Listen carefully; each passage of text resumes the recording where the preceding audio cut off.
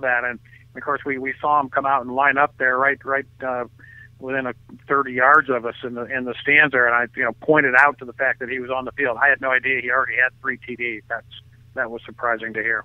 Yeah, only one other player in NFL history has had 2 receiving touchdowns, a defensive fumble recovery touchdown, and an interception touchdown in the same season, and that was a cat in 1938 for the Eagles. So, so his other touchdowns were all on defense.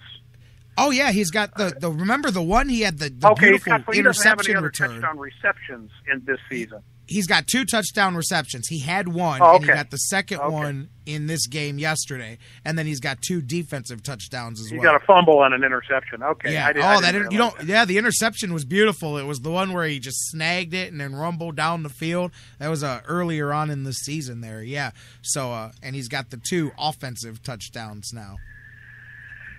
Yeah, he's getting closely into Mike Vrabel territory.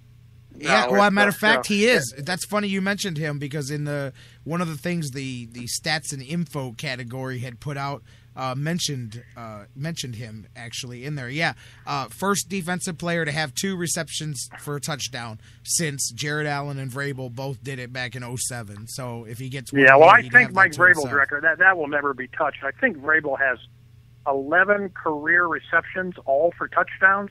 2 of them in Super Bowls. Belichick loved it. Yeah. That's some crazy record that no one will ever approach. But maybe JJ Watt will. Hey, don't say he can't do something because next thing you know, man, he'll go out there and do it. The dude is Superman, no doubt. He'll show up at your house and say, "What'd you say? I can't." Okay, Dan Wismar. Not sure I heard you right. Yeah. I remember your name, Dan Wismar. Usually, yes, sir, Mr. Watt. But hey, man, so. Obviously, and it was a Chinese fire drill at the end of the game there yesterday. Once, pretty much the final nail was once that ball was intercepted there on that final drive. But really, it was the one before that when they didn't get the fourth down conversion there. I wanted to ask you because you were there in the stadium. How many people caught the flag on the 103-yard kick return? Because they happened to throw it across the TV camera. Or at least on the feed that I was watching. So I saw it when he got to about the 50. So I knew already that it was getting called back. In the house, how crazy were people, or did they see the flag and already know that it was coming back? I think most people saw the flag right away. Okay. Actually, to be honest with you, it's so hard down there at the stadium now, Jerry, to sometimes, the pictures on those huge screens on the end of the stadium are so good. And like I said, I'm down in the dog pound end zone. So when play is at the other end of the field, I sometimes just can't help but look up at the video screen instead of watching the live action. I do too. And like you, I saw that flag fly right across the screen on the shot that they were showing at the stadium live. And there was no high fiving or cheering from where we were sitting because most everybody saw the flag right away.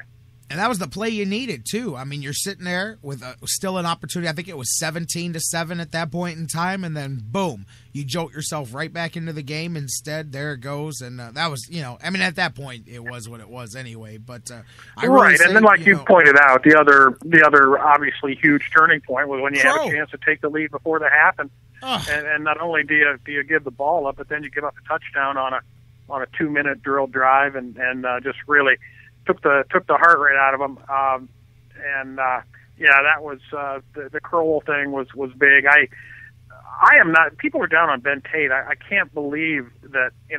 First of all, you bring him in the first time we see him all day is when you're going to hand him the ball on the 3rd and 25 on a draw. I agree with the play call. Like you're going to fool somebody, and then How do you fault the running back when you pitch it out to him and JJ Watt standing in your backfield 6 yards deep and takes you down for an 8 or 9 yard loss? I mean, it's just kind of silly to blame Ben Tate for not performing when he gets about 3 or 4 carries and they're in ridiculously impossible situations for him to gain yardage. So, but I got to agree too that he's got to be fit to be tied at this point. And I have no problem with him being the 3rd string running back because, frankly, I said 2 weeks ago, Terrence West ought to be your starter. And Crowell, obviously, you've got good Isaiah and bad Isaiah. that you've got to deal with. The fumbling is obviously a problem that has ruined careers of better backs than him. But if Ben Tate, I mean, they see the guy in practice, and if they think he's their third best guy, then I don't blame them for having him beat the third guy on the field. But obviously he can't be happy about it. He's got a very inflated opinion of himself, and that's been clear since they signed him that he's his own biggest fan. Yeah, he definitely. I mean, look, I'm with you. You have to do what they tell you to do. I understand. I wasn't happy with the play call. I mean, how can anybody, and I don't care who the running back is, 2 carries, and both of them in very not optimal positions there on the field. I mean, nobody can get anything going. West couldn't get anything going either. In all reality, you only ran the ball 20 times in the whole game. So West only got 5 carries. I think 21 carries, whatever they had for the whole game. West got 5. Tate got 2 of them, and Crow got 14 of them, and we decided to throw the ball 50 times. And I get it in the fourth quarter where you were trailing and you had to, but if I remember right, through 3 quarters, I think Hoyer was at 42 or 44 attempts or something. It was up there already in the 40s after 3. So we were already on pace for a high passing day anyway, even before you get into the fourth quarter. And I mentioned earlier, I'm sure you heard, but we talked about how they were known for sticking with that run. Even in games that they were losing in the fourth quarter, they made themselves one-dimensional yesterday in the second half, and that played right into Houston's game plan. That's what they wanted. They wanted to make the Browns one-dimensional, and the Browns allowed that to happen yesterday, and so there was no second-half comeback coming there. But you nailed it. Those two spots were the game changers. Obviously, your game's not over at halftime, but the difference between going in 14-7 and your defense looking to grind it out in the second half, or now trailing and then letting them pin their ears back, and then late in the game, the one spark you did give yourself, you get it called back on a penalty. And I think the Browns ended up with 8 or 9 penalties for 70-some yards in the whole game anyway, so they shot themselves in the foot a couple times, had a couple of dropped passes. Hoyer had some that he just airmailed all over the place, and it adds up to a 23-7 loss. That's how it adds up. Yeah, this team is pretty. I mean, you can't fault a team for throwing on first down.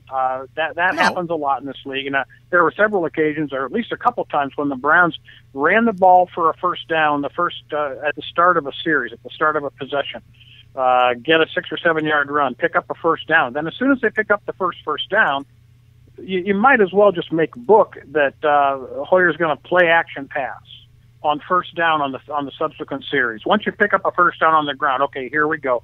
This is our game. We play action and we throw the ball. And I remember at least a couple times, maybe 3, where they threw an incompletion on 1st and 10, and then you almost dictate to yourself that you've got to throw from there on out. Yet some teams are sort of automatic. They're going to run the ball on 2nd and 10 just to sort of try to make third down manageable.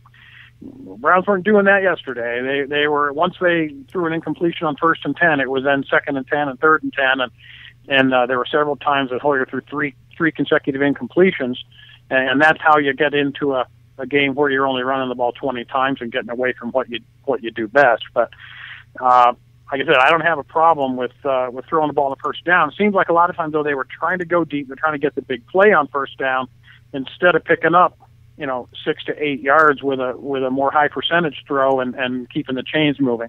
And that's really kind of where the game plan sort of fell apart, is they tried to get too much on that 1st and 10 play. But I haven't gone back and watched the game. Probably won't.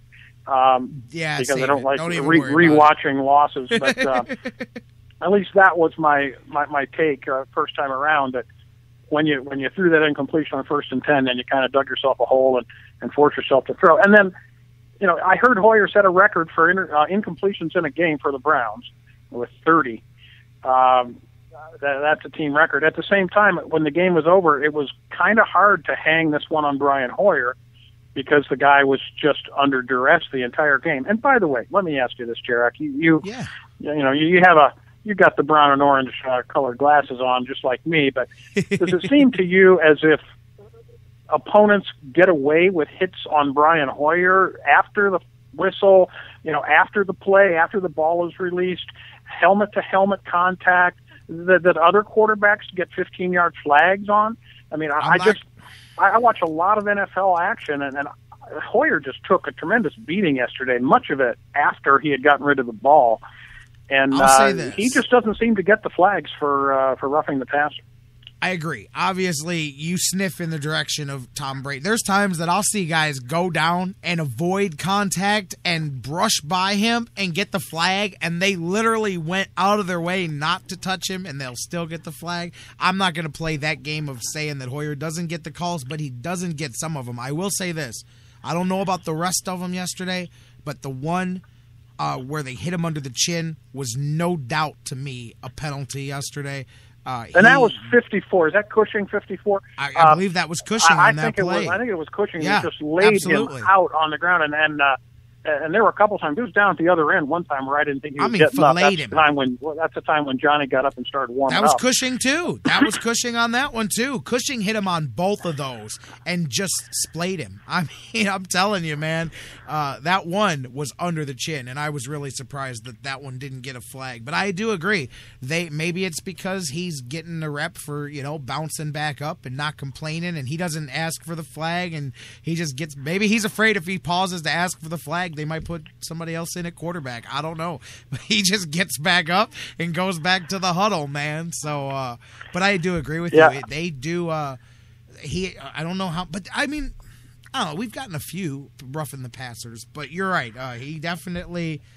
I don't know. Maybe it's the tough guy. Maybe it's because he's a gamer. Yeah, and I didn't know. Having not watched the TV feed, was it commented upon by the broadcasters at all, or once or twice they talked about it being unnoticed. Just on the couple. With a couple that Cushing hit him, they talked about it being very close. Kind of judgment call kind of a thing. But no, not much. Nobody really beat that. I got to tell you, wasn't a big fan of the announcing crew yesterday.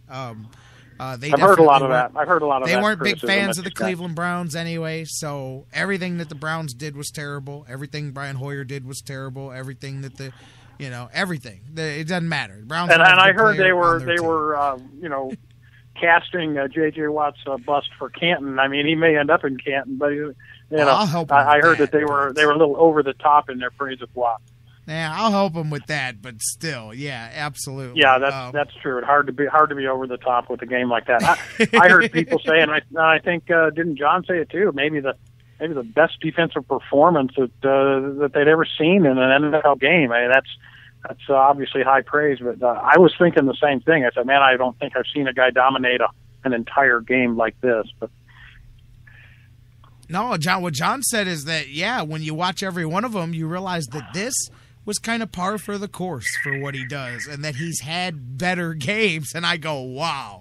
Well, I hope he doesn't play us when he has anything better than what he already did, because if that was just his average game, then Lord have mercy, whoever's got to line up across from that man every week. That's for sure. And I feel sorry for his teammates in practice, too. He probably makes them a heck of a lot better, because if you get to practice against that every day, you're in for a long day every day of the week. And we'll see, man. Hey, it is what it is. Browns are 6-4. They head on now for the final stretch. As you said, they don't get any easier, and the injuries get worse, and you got to keep playing. I'll be happy if they can split them.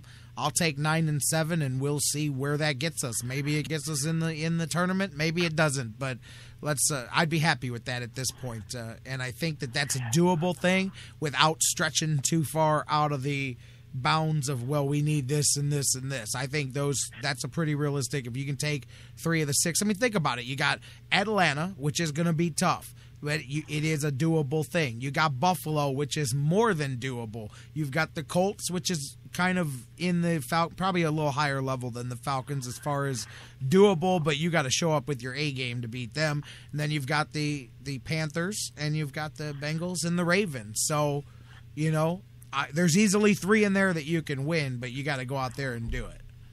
Yeah, that's true. And the home games are both tough. I mean, Colts and Bengals, they're both going to be. It's not like you can pencil in W's because they're playing at home. And all 4 road games are road games. That's all you really need to say. Tough to go on the road and win, especially with a depleted roster like this. So, yeah, 3-3 to me is highly optimistic. looking at the next 6, and I'd be more inclined if I were a betting man to say 2-4.